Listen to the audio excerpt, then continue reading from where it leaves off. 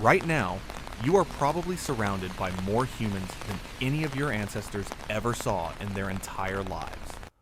Hundreds of people within walking distance, thousands a short drive away. Followers, contacts, group chats, feeds. By every measure ever invented, you are more connected to other human beings than anyone who has ever lived. And somehow, statistically, you are probably lonelier than they were. Not just sad, not just isolated, something stranger. Half of all adults now report feeling lonely on a regular basis. The US Surgeon General has officially called it an epidemic. Chronic loneliness is now considered as deadly as smoking 15 cigarettes a day. And here's the part that should disturb you. Almost everyone affected by it lives surrounded by people. The loneliness of the modern world is not the loneliness of being alone. It is something newer, and to understand it, you have to understand what your nervous system was built to expect. For 300,000 years, the human brain evolved inside a very specific social environment. The anthropologist Robin Dunbar spent decades calculating it. By comparing the size of the neocortex to the size of the groups primates live in, he found the natural community size the human brain was built for. The number was 150. Inside that 150, your ancestors lived in a band of about 30 to 50 they saw every single day, a tight circle of around 15, and a core of about 5 they could not have survived without. These numbers appear across every hunter-gatherer society ever studied. And for 99% of human history, this is exactly what every human had.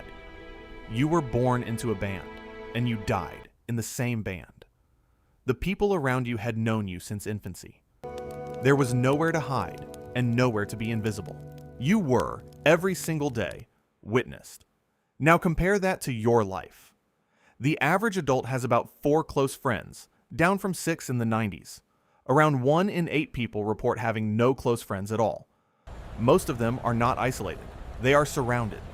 They see coworkers, scroll through hundreds of interactions, walk through crowds, live in buildings with neighbors they will never speak to, and they go to bed feeling like nobody really knows them. That gap between being surrounded and being known is what makes modern loneliness different from anything that came before. Quick thing while we're here, comment the city you're watching from right now, because almost every reply is going to come from somewhere crowded, and that's the whole paradox in one place. Your ancestors got lonely sometimes too, but they never lived the specific modern condition of being permanently visible to thousands of people while feeling that none of them actually see you. That has never existed before, and your body does not know how to process it. The Surgeon General made an observation almost no commentary picked up. He said loneliness is not a feeling. It is a biological signal, like hunger, like thirst.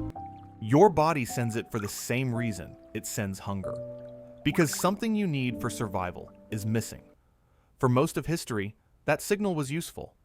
If you felt lonely, you were probably separated from your band, in a world where being alone meant being prey. So you walked toward people, and the alarm switched off. But in the modern world, that signal can no longer be answered the way your biology expects. You can walk into a crowded cafe, and it doesn't go away. You can text 100 people, and it doesn't go away. Because your nervous system is not asking for proximity to humans. It is asking for something far more specific. The same small group of people witnessing you for years. And the cruelest part is that we keep trying to solve it with more of what's causing it. We download new apps. We add more contacts. We expand our networks.